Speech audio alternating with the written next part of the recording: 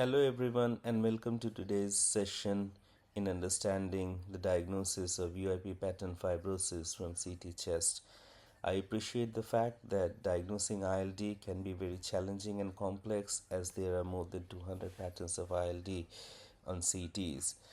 Today's session targets diagnosing UIP pattern fibrosis, which is the most common cause of lung fibrosis, and also the underlying etiology behind the UIP pattern fibrosis. I'm Dr. Saqib Nabi Siddiqui. I'm one of the respiratory consultants here in James Cook University Hospital in the UK, and I'm also the site lead for ILD and bronchiectasis services. So let's get started with today's session here. So what do we see in these 4 scans here? What is the radiologic diagnosis based on the findings? So if you have a closer look here, we have got 2 axial views featuring the lung bases and the 2 sagittal views here. Around the lung bases, what we can see is reticulation. You see this loss of volume of lung tissues here appears as white. So these are reticulations, and then you have got honeycombing here.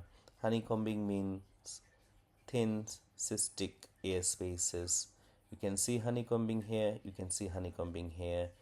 If you go into the sagittal sections, you can see reticulation and honeycombing here, reticulation and honeycombing here, again reticulation here.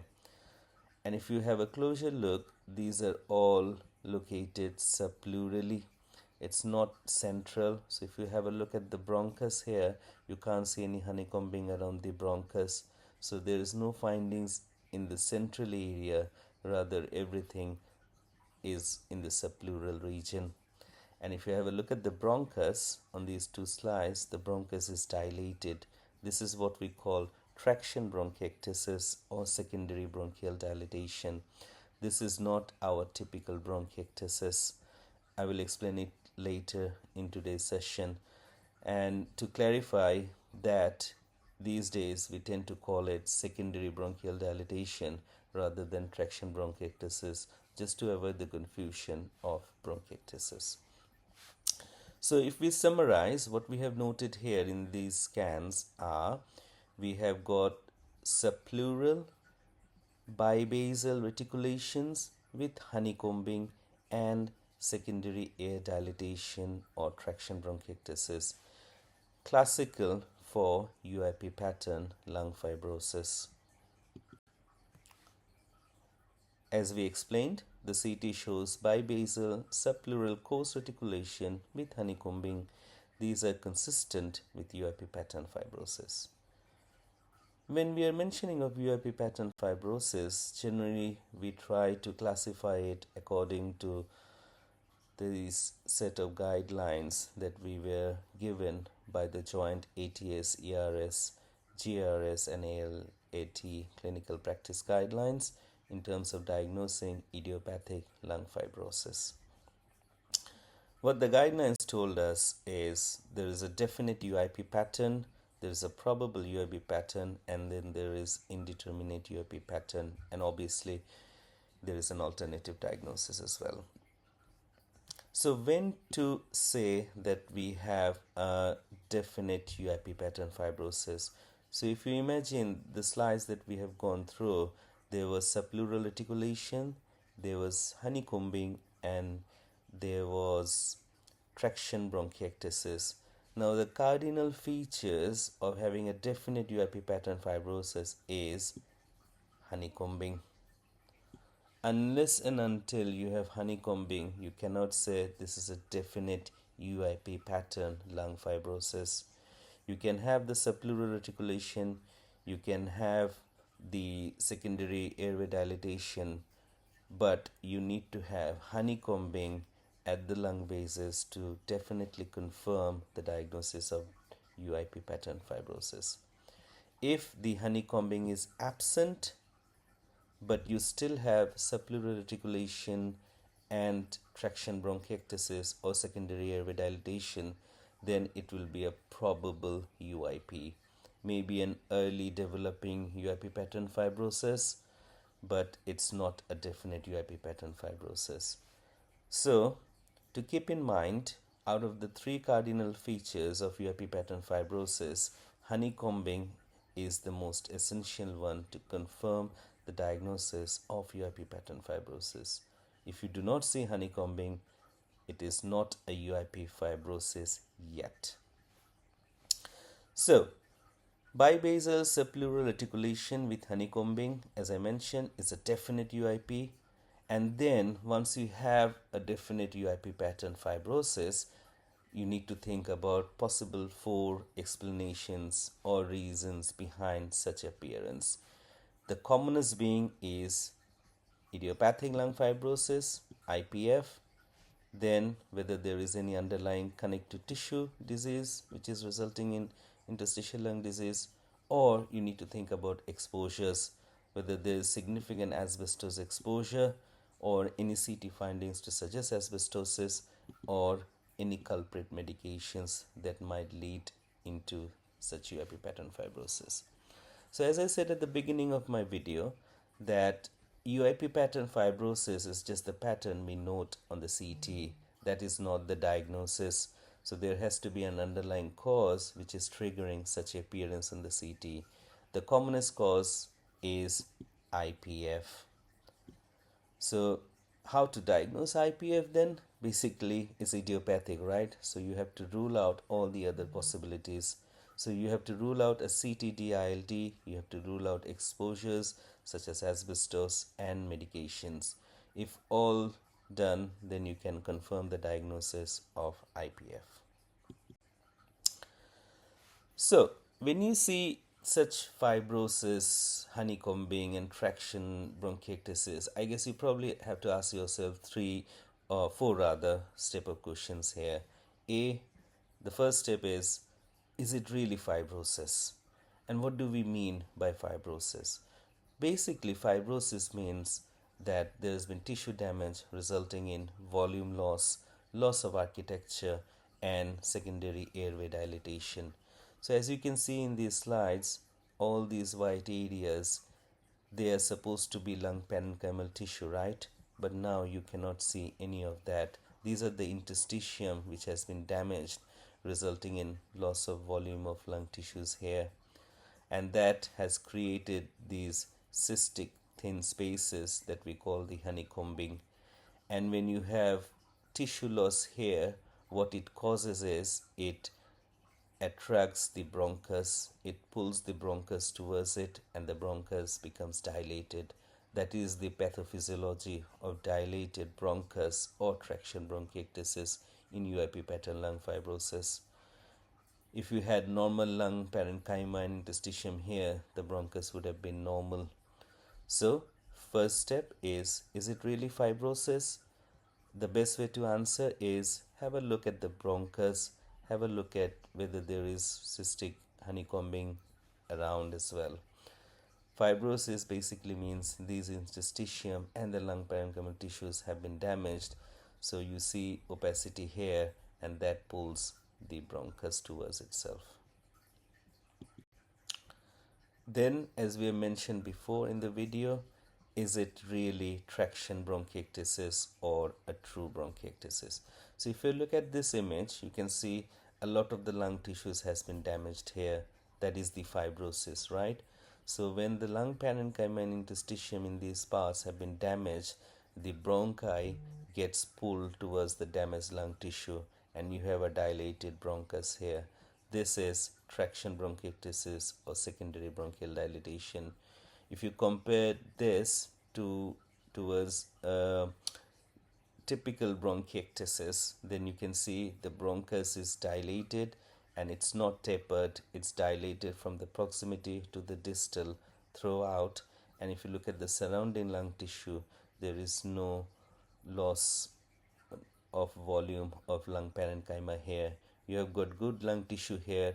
What you can see, these opacities are probably mucus impactions there.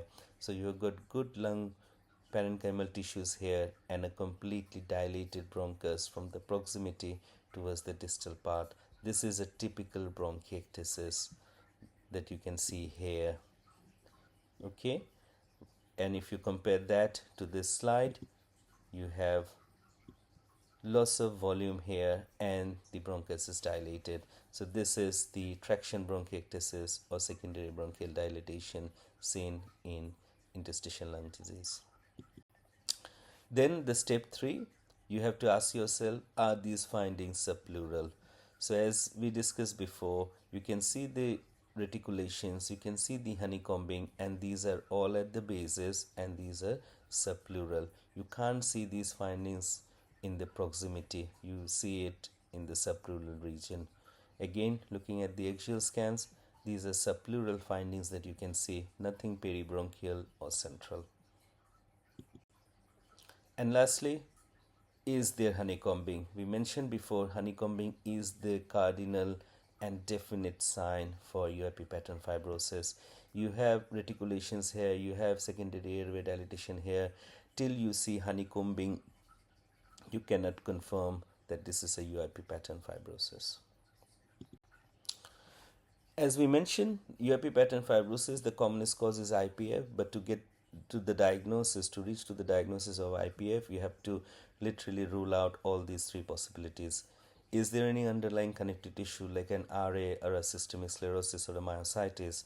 Is there significant history of asbestos exposure? Is there any pleural plaques noted on the CT suggestive of asbestosis?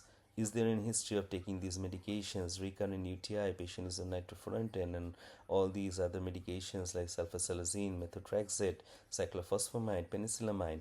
So you have to take all of these into consideration. Once you rule all of them out, then you can definitely reach to a diagnosis of IPF. One of the interesting findings of the CTD-ILD is at times the lungs might be the first presentation of RA or a scleroderma or a myositis. So if you don't clinically find any symptoms suggestive of a connective tissue disease, or there is no historical diagnosis of an underlying connective tissue disease, still you cannot rule out the possibilities. That is why when you're dealing with a UIP pattern fibrosis, you need to do all the relevant blood tests to rule out a possible underlying RA, scleroderma, or a myositis. So moving forwards, even in the CT itself, a CTD-ILD will have its own classical features. So if I just focus on the CTD-ILD, you have to do all the relevant blood tests to do the connective tissue disease screening and then closely look at the CT. So you have a CT that is UIP pattern fibrosis, then just dig a bit further and look for these 3 signs: exuberant honeycombing sign, anterior upper lobe sign, and straight edge sign. If you have a look at this CT, it does look like a UIP pattern fibrosis, right? You can see lots of honeycombing here, you can see reticulations here, and again lots of honeycombing here. But if you have a look at this CT, both in the axial and the other view here, it is extensive honeycombing here throughout. It's not just subpleural. You remember we mentioned generally with UIP pattern fibrosis in IPF, it has to be subpleural, bibasal, reticulation, honeycombing, traction bronchiectasis, right? That's the classic IPF. But if you have a look at these, it is honeycombing literally everywhere. You feel the whole lungs are being eaten up, right? So this is exuberant honeycombing sign, meaning honeycombing sign in an exuberant fashion and manner. Then if you closely look, all the features are not typically at the lung base posteriorly. You have honeycombing here anteriorly as well, this bit and this bit. See this bit. You have features here at the base as well, but you can also see some honeycombing and reticulation around the anterior upper lobe. This is called anterior upper lobe sign. This is also very typical for CTD-ILD. And lastly, if you closely have a look, we are back to the anterior upper lobe sign again. So again, this is anterior upper lobe, you can see a lot of traction, reticulation and honeycombing in the anterior upper lobe. You obviously see changes around the bases as well, but anterior upper lobe has definitely got a lot of features here. Again, you can see them in the lung bases, but there are features in anterior upper lobe as well. So this is very much suggestive of a CTD-ILD. In a usual IPF, you will find all the findings only around the base, not involving the anterior upper lobe. So this is another feature suggestive of a possibility of underlying connective tissue disease. And this is what I was talking about. Lastly, the straight edge sign. So if you look at the lung images here, you can see lots of honeycombing here at the bases, and in the upper zone it looks a bit clearer, and there is a clear demarcation between the upper half and the lower half, which contains extensive or exuberant honeycombing. This sign, if you draw a line, you can see there is a straight edge that you can draw here. This is what we call a straight edge sign. This is again very typical for a CTD ILD. So to summarize, generally the honeycombing, the traction bronchiectasis and the subpleural reticulation, these are basal features which are found at the base of the lungs. But if you see too much of honeycombing, an exuberation of honeycombing, that's an exuberant honeycombing sign. If you see that there's a clear demarcation and you can draw a straight line between the upper and lower zone of the lung fibrosis, then that's a straight edge sign. If you see the anterior upper lobe having some lung fibrosis and honeycombing, that's an anterior upper lobe sign. And all of these signs are suggestive that there is an underlying connective tissue disease which is responsible for this UIP pattern fibrosis. Then moving forwards, if you don't see any of that, so there is no exuberant honeycombing, there is no straight edge, there is no upper lobe honeycombing or fibrosis, and you find the blood panels for CTD is also negative, then you look for any evidence of asbestos pleural plugs. So if you see this, the mediastinal and soft tissue window, you can see that's pleural plugs, and you can see there's an irregular pleura there.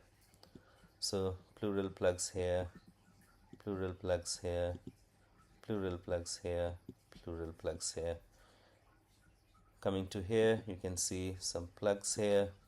You can see these, you see the white dots, that's the pleural plugs there. You can see again pleural plugs here. You can see some pleural plugs here. So if you see some pleural plugs and there is a history of asbestos exposure, and then you see the UIP pattern fibrosis, that's very clear of a possible underlying asbestosis. And that's it really. That's all for today. Thank you very much. So to summarize, if you have bibasal subpleural reticulation with honeycombing and secondary airway dilatation, that's classic IPF, a UIP pattern fibrosis. But to diagnose idiopathic pulmonary fibrosis, you need to rule out possibilities of connective tissue disease, possibilities of asbestosis, possibilities of culprit medications. So do take a good thorough history, look into the medications, check for occupation history, whether there is any history of asbestos exposure, then look at the CTs, whether there is any asbestos pleural plug or pleural thickening to suggest of underlying asbestosis. Do the bloods for connective tissue disease screening, and also look for those 3 signs in the CT, whether the honeycombing is too much, whether there is an exuberant honeycombing sign, whether you see the honeycombing and subpleural reticulation at the top, at the anterior upper lobe, or if you can clearly see a straight edge line between the upper and lower zone of the lungs suggestive of a CTD-ILD. Once you rule out the connective tissue disease and asbestos and medications, your diagnosis is IPF. So the purpose of today's learning in the video was to diagnose UIP pattern fibrosis from the CT and then to identify the possible causes behind such. If you like the video, please don't forget to like and subscribe my channel. My Twitter handle is right there in front of you. I do share a few very easy tweets in terms of diagnosing some complex respiratory problems in a rather easier manner. So don't forget to like and share this video. Do subscribe the channel, and you are more than welcome to follow me in Twitter. Thank you. See you later in the next video.